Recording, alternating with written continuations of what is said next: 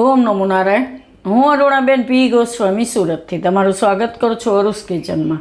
તો આજે આપણે બનાવશું કુરકુરા કારેલા. તો એના સારું આપણે જોઈએ કારેલા. તો આપણે જે નોર્મલ નાના કારેલા આવે એ આપણે લીધા હતા.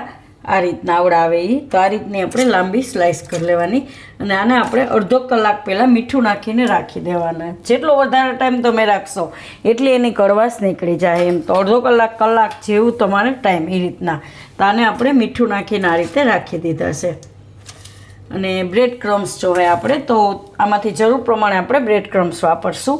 અને ચોખાનો લોટ અને બેસન એ બે લીધું છે આપણે. આમાં જરૂર પડે એટલું વાપરશું. બે અડધો કપ જેટલું લીધું છે. થોડોક એમાં ગોળ નાખશું આપણે. અને તમારે જો ન નાખવું હોય તો સ્કીપ કરી શકો. અને થોડીક ખટાશ માટે આપણે આમચૂર પાવડર લીધો. મીઠું જોઈએ સ્વાદ પ્રમાણે. અને નોર્મલ બેઝિક મસાલા આપણે હળદર, ધાણા જીરું, હળદર, લાલ મરચું, હિંગ બધું એમ. તેલ જોઈએ. બસ આટલી વસ્તુ આપણે જરૂર પડશે. તો પહેલાં આપણે આ કારેલા છે એને આપણે થોડાક બાફી લેવું. તો આ એકદમ પોચા તો થઈ જ ગયા છે આ રીતના જો. તો એને થોડીક વાર આપણે ગરમ પાણી મૂકી જ દીધું છે આમાં. અને કારેલા આપણા મીઠાવાળા જ છે તો આમાં આપણે થોડીક નાખીશું હળદર.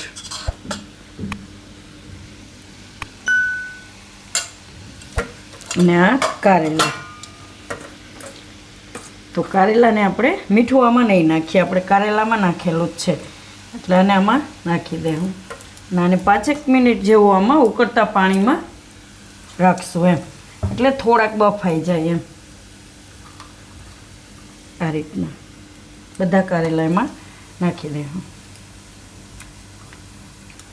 તો કારેલા બધાય આપણે એમાં નાખી દીધા છે. તો આને આપણે ઢાંકશું નહીં, આમનો એને 5 મિનિટ પાકવા દેવું ફૂલ ગેસ રાખીને એમ. અને ગઈઢા બી હોય તો તમારે કાઢી નાખવાના, કુમળા બી હોય તો રાખવાના એમ. હવે આપણે એક વાટકો લઈને એમાં આપણે આ જે ગોળ લીધો છે એ લઈ લેવું. અને આમાં આપણે થોડુંક પાણી નાખીને ઓગાળી લેવું ગોળને. આ રીતે થોડીક વાર પલાળવા દેવું.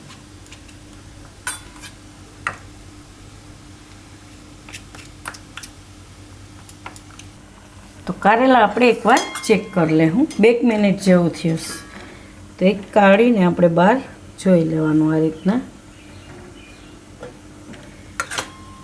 ચાકુથી ચેક કરી લેવાનું કે પોચું થઈ ગયું હોય તો બસ. તો જો આ રીતનું પોચું થઈ ગયું કારેલું. બસ આટલું જ આપણે જોઈ.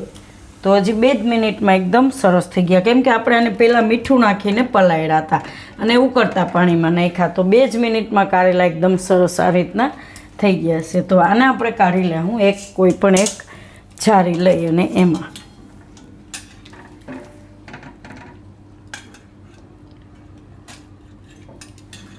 આ રીતે એટલે પાણી બધું નીતરી જાય એમ.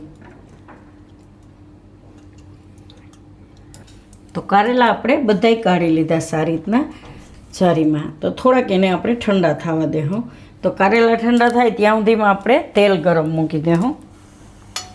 તો તેલ ગરમ થઈ જાય.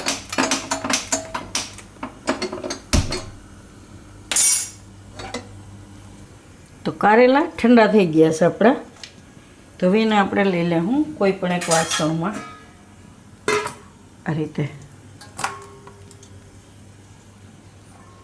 એકદમ સરસ પાકી ગયા છે. અને આપણે હવે જે ગોળ ઓગાળ્યો તો આ ગોળ એકદમ સરસ ઓગળી ગયો તો એને આપણે ગાળીનામાં લઈ લેવું.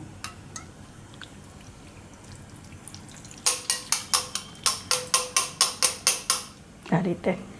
તો તમે તમારી મીઠાશ પ્રમાણે ગોળ નાખી શકો એમ. તો થોડું ખારીકનું સારું લાગે એમાં નાખી દઉં આમચૂર પાવડર. અને થોડુંક મીઠું નાખશું, બહુ નહીં નાખીએ. કેમ કે આપણે કારેલામાં નાખ્યું હતું તો લોટ ને બધું નાખીએ એટલે થોડુંક જોઈ. હવે બીજા મસાલામાંથી નાખશું. તો થોડીક હળદર, થોડુંક ધાણા જીરું, થોડુંક લાલ મરચું, બધું તમે ટેસ્ટ પ્રમાણે નાખી શકો એમ. થોડુંક કાશ્મીરી મરચું અને થોડીક હિંગ નાખી. હવે આ બધું આપણે મિક્સ કરી લેવું.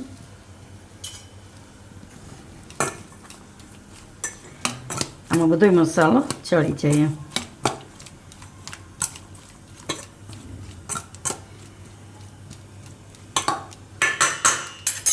તેલ આપણે ધીમું કરી દઈશું.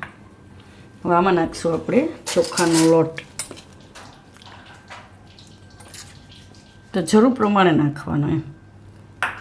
પહેલાં થોડોક નાખીશું, થોડુંક ચણાનો લોટ, બે અડધો અડધો નાખીશું આ રીતે. હવે આને મિક્સ કરી લઈશું આપણે. આમાં ચડી જાય ઉપર એટલો નાખવો પડે એમ. આખું કોટ થઈ જવું જોઈએ કારેલા ઉપર લોટ આ રીતે.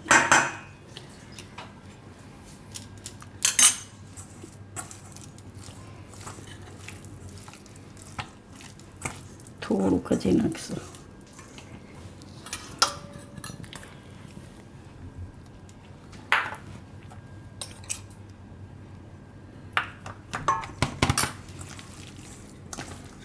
આ રીતનું કોટ થઈ જવું જોઈએ. કારેલા ઉપર બધો લોટ લાગી જવો જોઈએ એટલે મસાલો એકદમ સરસ, મસાલો ચોટી જાય ને લોટ એકદમ સરસ થઈ જાય એમ. આ રીતના કારેલા જોઈએ આપણે. હવે આપણે આ રીતની ડીશ લઈને એમાં લઈ લેવું બ્રેડ ક્રમ્સ. જરૂર પ્રમાણે થોડા થોડા લઈને કરતું જવાનું. તેલ એકવાર ચેક કરી લેવું. તો તેલ આપણું ગરમ થઈ ગયું, ગેસ ધીમો કરી દીધો. હવે આને આપણે આ રીતે ઉપર બ્રેડ ક્રમ્સ લગાવવાનું.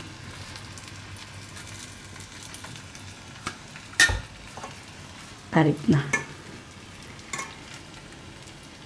થોડા થોડા લઈને લગાવતું જવાનું અને આને તળી લેવાના આ રીતે બ્રેડ ક્રમ્સ લગાવીને.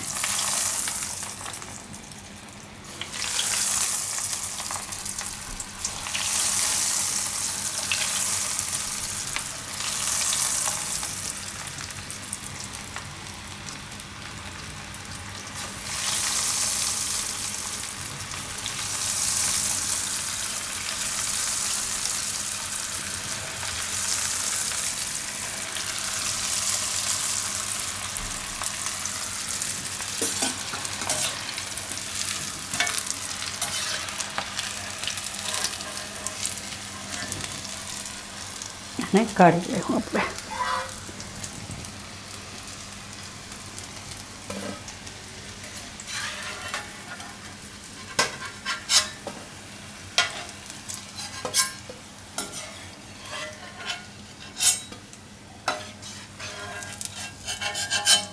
બીજે તરી લેવું આપણે એ રીતે. ગેસ એકદમ ધીમો કરી દેવું. તેલ થોડુંક વધારે આવી ગયેલું છે એટલે તો આ રીતે તરી લેવાના. તો આપણે બધાય તરી લીધા છે. એકદમ મસ્ત લાગશે ખાવામાં. ઉપરથી કડક ને અંદરથી એકદમ સરસ પાકી ગયેલા એમ. તો આને આપણે સર્વ કરી લેવું. હવે તો કંઈક અલગ ખાવાનું મન થાય તો આ રીતે તમે કુરકુરા કારેલા બનાવી શકો એમ.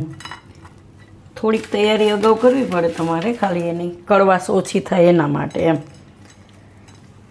કેચઅપ આરે સર્વ કરશું.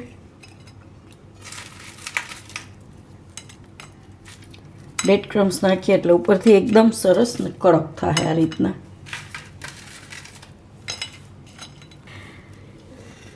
એકદમ સરસ જો ખાવામાં એકદમ સરસ લાગશે આ રીતના કડક. કેચઅપ આરે ખાઈને એકદમ મજા આવશે.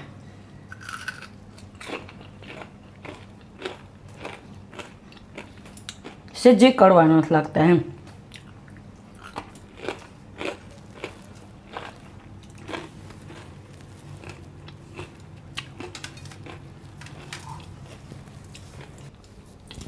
તો તૈયાર છે આપણા કુરકુરા કારેલા. તો જો તમને મારી આ રેસીપી પસંદ આવી હોય તો એને લાઈક કરજો, શેર કરજો ને મારી ચેનલને સબસ્ક્રાઈબ કરજો અને બેલ આઇકન દબાવવાનું ના ભૂલતા. કમેન્ટ કરીને કહેજો કે તમને કેવા લાગ્યા કુરકુરા કારેલા.